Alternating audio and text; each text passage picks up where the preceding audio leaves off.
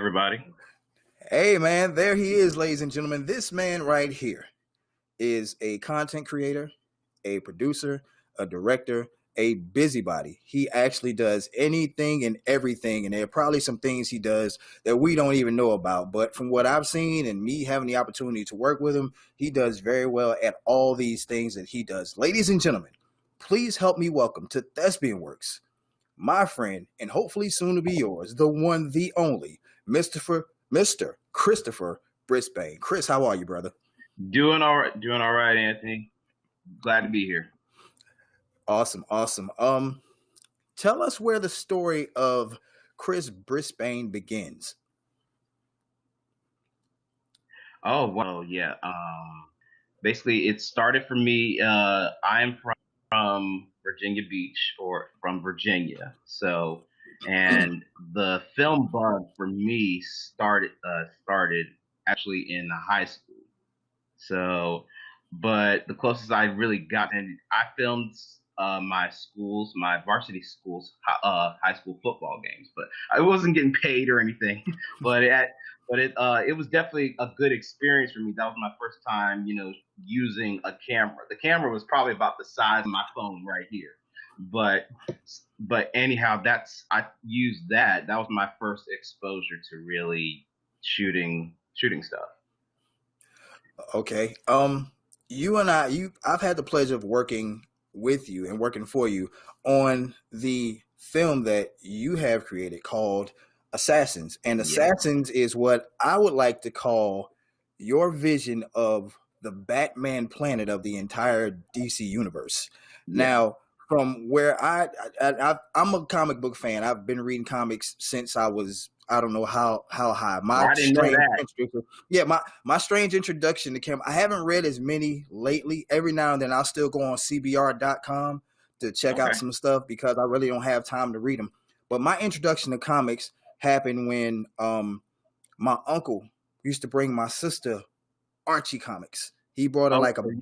You're a major fan. You're a major fan, so yeah, I couldn't. Yeah. So bringing that, I really couldn't. The Assassins film actually came to me.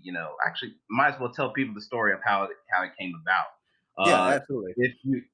If I watched a couple of them, it was me and my brothers. We were watching a couple of he had shown me a couple of fan films, and we noticed that a couple of the fan films were, why are these have like so many views on YouTube, and they look so much better, so much crisper than the feature films that we have been seeing, and they have been, because the fan films are specifically for the fans, because they're catered to the fans, because they give them stuff that the features didn't give them. So that's when I thought, like, dang, with everything, and especially since Suicide Squad came out, Suicide Squad did come out, I watched that, and I watch it differently since I'm a producer director. So, but also watch it because I'm a storyteller. Okay. And when they showed, no shots taken, but when I saw Ewan McGregor as he was portrayed as Black Mask. Like, I really thought he was gonna really, bring the essence of that character, because anytime you bring someone big, a big Batman villain like him to the screen, or even doesn't have to be Black Mask, it could be Joker or Scarecrow. When it comes to big bosses like that, you have to be able to bring that character to life. Now, I'm glad you said something about that, because it makes me want to ask you this question. Every superhero has a rogues gallery. Who is your favorite Batman rogue? Batman rogues gallery. Are we talking like villains, or I'm talking like major villains. Oh, at the top of the list would be the Joker, obviously.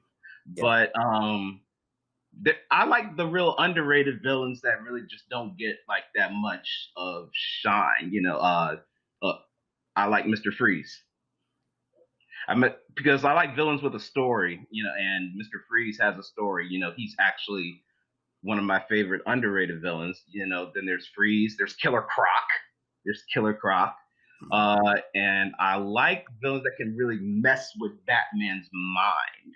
So Right. not to the point where they want to kill him, but they want to like really just mess with them. And Gotcha. the last one in my Rose Gallery, Scarecrow.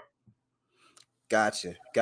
Now, with fan films, and you mentioned this, a lot of villains have stories, and for some reason, it almost seems as if when a lot of these superhero stories get remade for the third or fourth time, they always tend to delve around the exact same story, not the origin story, but maybe Yeah. there's a familiar rogue in there. Does the fact that maybe certain rogues like the ones that you've spoken about, Yeah. the fact that they really haven't had an entire movie shaped around them, is that something that inspires you to create fan films? Yeah, because whenever I look at the features, I look at the all the other characters that didn't get their shine or didn't get their push, and that's what inspired Assassins, my film Assassins Gotham City fan film. Because out of all the films, we've heard them talk about the League of Assassins, but we actually haven't gotten to know who they are, what's their story. So that's what my film sort of tackled and let you see how one character, Cassandra Cain, even as a child, she was like shows you how she joined the League of Assassins just from getting saved by one of them. And at first, she's completely scared. So it puts you into their world and lets you see how they handle things in Gotham. It may not have been the most legal way, or they may not have been, because with cops, they don't exactly take well to vigilantes.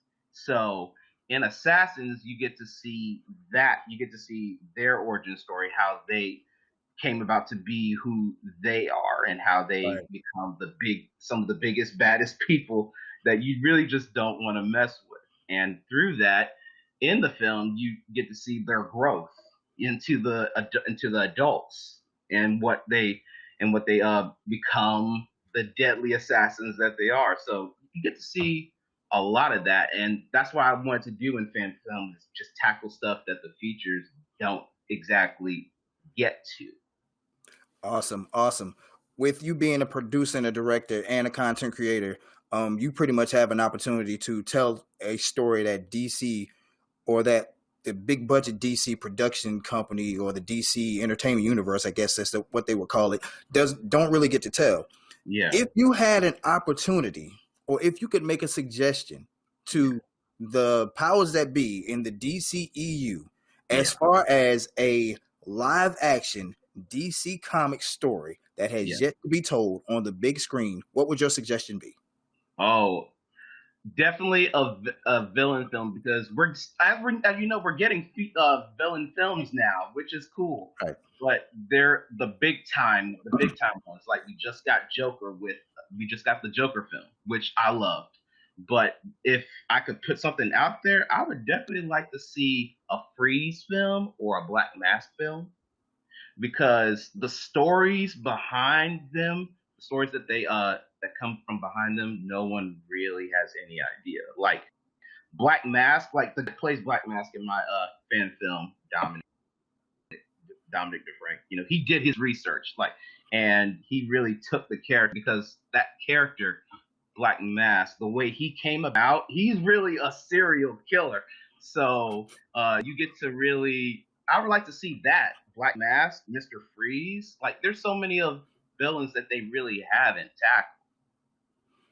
Gotcha. So those are mine. I would definitely like to see a Black Mask film done right. So if it's not done right, you can rest assured that I'm strapping my hat on and I'm going to be doing it.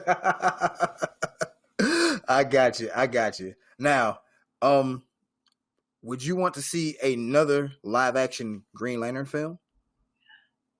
With Ryan Reynolds, that all depends on how if Ryan because we saw how Ryan Reynolds reacted to that.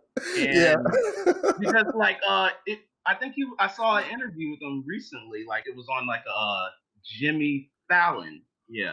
They asked him if he would like to do that. And it was a huge pause. It was the hugest pause. So I'm gonna take a guess that's a no, but I would like to see if it's done right. Yeah, I would like to see it.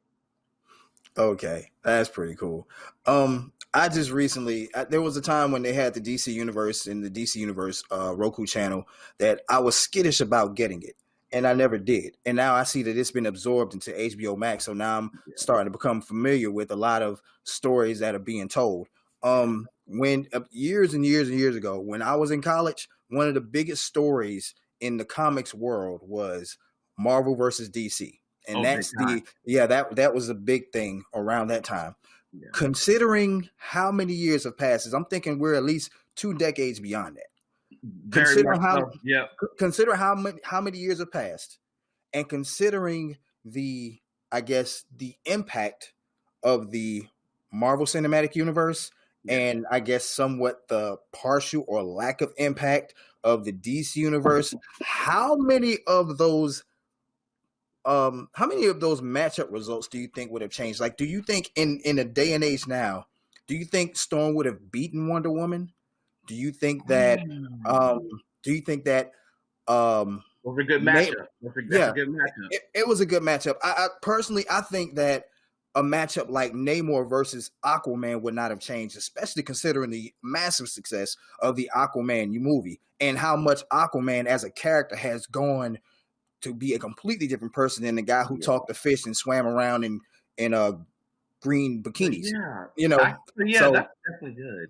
And a lot of fans are still wondering till this day, when are we gonna get the crossovers of Marvel versus DC, especially since, especially after Endgame, after Avengers Endgame, we're wondering like, okay, now what's the next phase? Are we going to get a Marvel versus DC crossover?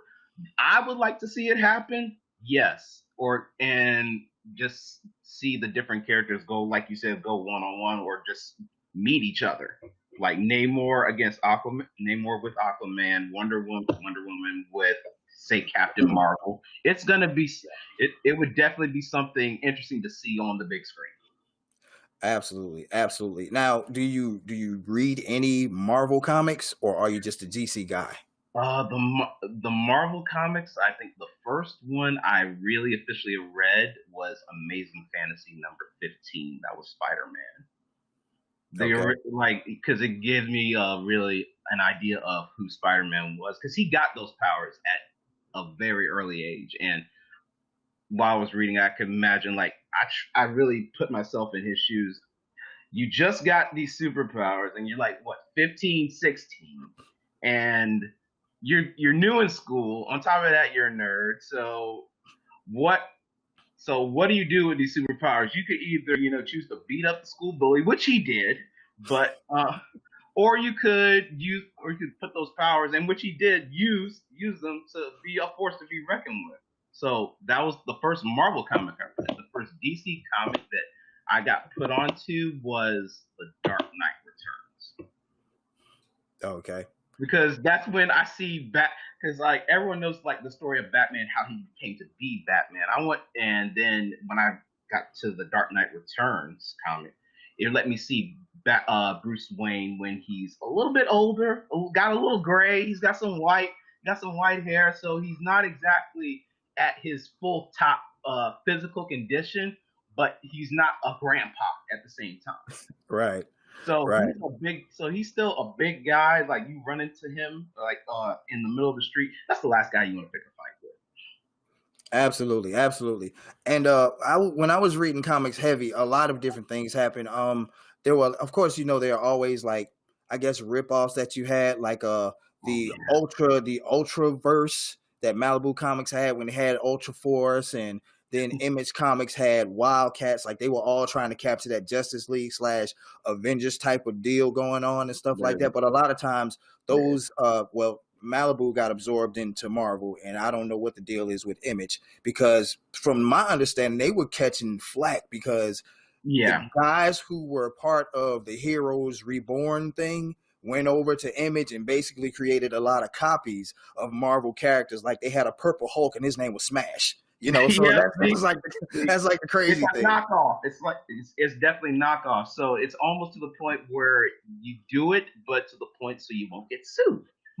Right, and I'm glad you mentioned that, because I remember when that happened, they brought up a guy called Fighting American, and he was basically a Captain America Captain America. knockoff. But there was legal action taken where Fighting American could still be Fighting American, except he could not throw his shield in the comics. That was crazy. Yep. And that is my number one. If you'll ask anybody, any crew member, cast, actor, they will tell you my favorite Marvel superhero of all time. No matter how big the cast gets, it's Captain America. I'm the same way. Captain America was the first comic I read, and he's the greatest Marvel hero in my opinion. Now I'm partial to Thor and the Hulk because I like the guys who are big and strong and all that kind of stuff. But something about Captain America, like everybody can relate to him. That's my favorite Marvel character out of everybody. There he is. And he's a leader, but also he will lay his life on the line when it comes to, even if he didn't really know you or like you that much, he'll lay his life on the line for you. Basically because he was trained as a soldier, and soldiers will do that. Absolutely. And I've seen him go through many a phase when he gave up the Captain America suit and John Walker became Captain America. And then when he had the Fighting Chance storyline when the super soldier serum was leaving his body and he was about to die and he had to have like a blood transfusion from the Red Skull in order to keep living. So I've seen Captain America in various and Chris Evans, when they first showed him, I went and saw Captain America, the first Avenger, in theaters, back when theaters were a thing. That's hard to believe, but doggone it. But right. I saw it in the theaters, and I didn't know who was playing Captain America just front. So when I saw that, didn't this guy play Human Torch in a Fantastic Four movie? So I'm like, wow. Yeah. He really brought this character to life, and now, years later, people still relate to him, or as Captain America. So if you can, if you're an actor, and you can do that and make a character last for that long, I think 10, maybe 12 years, and play that character for that long, kudos to you. Yeah, definitely. And I'm glad that he had an opportunity to be the live action Captain America, because when you read the comics, Captain America is just like straight arrow, morality on 100 and all that kind of stuff. But the live action portrayal that Chris Evans gave Captain America, he gave him some humanity, and we got to see him get a little tired and crack a joke and all that kind of stuff. It was fun. It was fun to watch that character come to life like that. Yeah. And if going back to the fan film, I had a lot of I had my script supervisor, so you probably met her on set too. So I told her that, while she was reading the script, she was saying oh, we're getting a happy ending. And I said, no, I don't want a happy ending. I don't want a happy ending. I want because essentially, they beat up Black Mask, he gets thrown in Arkham, but at the same time, then you got what everyone else got to see, the after credit scene, which happened. You get to see that Black Mask is spoiler alert for people that are watching. You saw Assassins Part 2 last night, that Black Mask is broken out of Arkham by one of the big time ladies in the world, Amanda Waller. So basically that. I wanted to give people a little bit of a teaser, and now I have, the cast are is there going to be another one? So while we were on set together, I had a lot of people asking me, are you going to be making another one? Because the way the script is, it sets up for another one. Right. So I can officially say, there's another one in the writing. Awesome. That's awesome to hear. Now, you also have another project that you're working on that you'll be working on pretty soon, and it's called Lakeland. It's a teen drama. Yeah. And to the best of my understanding, this is a drama that speaks about the teenage years of one of the greatest, most iconic NBA players of all time, Pistol Pete Maravich. And for those of you who don't know about Pistol Pete, let me give you a few things about Pistol Pete. He's a former NBA scoring champion in 1977. Career high points in a single game, 68 points. He's won a ton of collegiate awards, and he's had his jersey retired by 3 NBA teams: the Atlanta Yes, that's Hawks, the true. Utah Jazz, and the New Orleans Pelicans. Now, here's a crazy thing. For all these things that he's done, he did all of these things being born without a left coronary artery. That's Very amazing. true. It's absolutely amazing. And if I'm not mistaken, you have actually been given the blessing and the permission to pursue this from the Maravich family. Yeah, most like if you ever saw, yeah, so basically Lakeland is not so much about Pete. You'll definitely get a little bit of that, but it's more about his son. But it's more about the son. So there was a movie called The Pistol Worth of a Legend, and that one so this is the part two or continuation of from that film, so you get to see what his son went through, what his son goes through. So from living, so at the beginning you'll see that he's living in his dad's shadow. So you have the pressure. Can you imagine having the pressure of the name Maravich as and you, not to mention you play basketball, but you're expected to be the best? Because look at what he set up. Look at what Pete set Right. up. He was an NBA All Star. So the pressure to be like him is on his son's shoulders.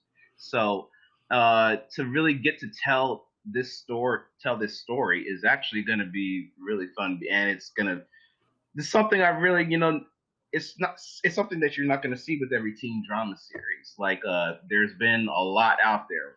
There's One Tree Hill, Secret Life of American Teenager. I could go on. Degrassi. There's been a lot of them, but this one is where you actually get to relate to the character, and you get a little bit of basketball, a little bit of romance, but mostly you get to see how this character Austin is trying to build, and along with the people around him, he helps to build his legacy. And where his dad put in his time, Pistol Pete had his time. Look, we're talking about one like Pistol Pete. There's things that are players in the NBA that are doing today. If you go back and look at film and what he did, players today still can't do it. Yeah. But so you'll get to see the growth of his son and what he goes through or in order to really not so much be his dad. It's about him building his legacy, and it's his time, and so that's what Lakeland is going to be. I'm working with an amazing cast. If you've seen stuff, I've been going crazy on Instagram with the cast, a group of people, and for a crew, this is like the first all female crew that I've worked with. So that's never happened ever. Where I like of all the productions I've been on, I haven't worked with an all female crew. But the story itself, I guarantee, is you're going to relate to it. And each episode, you're going to see how it develops from like all the characters, and it's not just gonna focus on Austin. You're gonna get a little bit of each character and wonder, and it's gonna drag you in and have you attached to these characters. I want it to be something you can binge. So definitely, at the end of each episode, you're gonna be left with something. Absolutely, absolutely, and that's as in a day and age like this with all this crazy stuff, the world is changing, and then this is Yeah, a teen drama, and teenagers are always going through things, and with this kind of coming of age story, with this yeah, guy not only fighting just the regular things you have to fight as a teenager, but also trying to find his way in the world, where he yeah, has a huge shadow to try to step away from. That's gonna be a pretty good story, man. That's definitely gonna be a good story, and I can't wait to yeah. watch it. Because the way it's yeah, but definitely in season one you're just getting introduced to the characters, whether you're going to like either way you're going to get attached to them, whether you like them or dislike them. So if there's going to be characters that you hate, but hey, that means that I've done my job. Because if you're becoming attached to the characters in season one, it's just starting out. You get to see how Austin is still, because it takes place in the year like years later, 2003, 2004. So this is years later, after Pete has died, and yet Right. Austin and the family are still dealing with the loss of Pete. Pete was somebody's husband. Like a wife lost a husband, kids lost a father, especially since Austin looked up to Pete because that who else taught him how to play basketball? So most kids get put with like either Legos or toys, or something in as a Christmas present. He got put. Guess what he got? Guess what he got? He got a basketball. So the next thing, he has to. So he feels the pressure of it. And like you were saying, in throughout season one and throughout the seasons, you're going to see that he goes through different things and typical teenage high school drama. Boyfriend, girlfriend, that type thing. But mostly, you get to see that it's the development of his character. He goes from living in a shadow to really onto the name Maravich, and knowing that it's something to be proud of, and he can carry it and let it be a legacy. Absolutely, absolutely. Now, in talking to you, we know that you're super busy and you're always doing a lot of things, but everybody has to kick back and relax. So, what does Cris Brisbane do in his spare time in order to just decompress? Oh yeah, definitely. I'm a huge well, before I was a gamer, I just got back into gaming. So definitely I'm a big player on like Madden games. So I'm like Madden NFL games. So definitely when I have to like relax or something like that, I will go crazy on some games. Like even like some recent ones. I like a good story based game too, and those will keep me intrigued. Those will keep me intrigued, and have me just relax or step away because half the time, like most of a lot of the cast members or crew members, including Electra, who will tell you herself that like say like, geez, you're always working, and like yeah, and she said you need a break. All right, okay, yeah, I'm gonna have to step away for a little bit. So yeah, to relax, sometimes I play games, or either I just take a walk or run, or recently I've started working out again. So, but that I just try to step away or even just step outside to just look at the clouds because I can't, especially with like the pandemic and everything going on. Still stay safe out there, but I try to make sure I find time where I can just chill, or even if I just watch a good movie, watch a good movie like or just chilling with friends or family, or even if I have a chance to like call some of them, that's therapeutic for me. Talking to family, it's always therapeutic for me. Absolutely, absolutely. Um, what's with the exception of Lakeland? What's Yeah. next for Cris Brisbane? Oh, well, there have been I've tackled different genres, so I'm trying to make sure that I'm versatile. So I'm trying to make sure I have like I try to tackle different genres of film with Assassins. I already tackled action, a little bit of drama. Lakeland, you're getting a little bit of not so much comedy, but a lot of drama and storytelling. But Right. the next thing that is on the list, I would really like to do a horror film. Yeah, I really like to do a horror Really? film. Yeah, I really like to do horror because and of course that's big, especially since there's a whole lot of horror films out there that have been amazing. One of my favorite horror films is It. So the way they did that, and what I it made me want to write a horror film. So Right. if I could, that it would be horror, and I want to try to do something comedy. I want to do like a romantic comedy, but not just any Nice. romantic comedy that you see on like Hallmark or any of the or Roku. I want it to be like something that you could really stick to. Maybe a romantic comedy or a horror film, but mostly I'm sticking. I want to pursue the horror film and really get people on the edge of their seats and have you glued to the TV wondering what's gonna happen next. Awesome, awesome. For people who are looking to find you on social media, tell them where they can locate Cris Brisbane, and also tell them where they can see this Assassins movie. Oh yes, definitely. If you can follow me on Instagram at movieman_30, and you can follow me on Facebook, CD Burning Brisbane.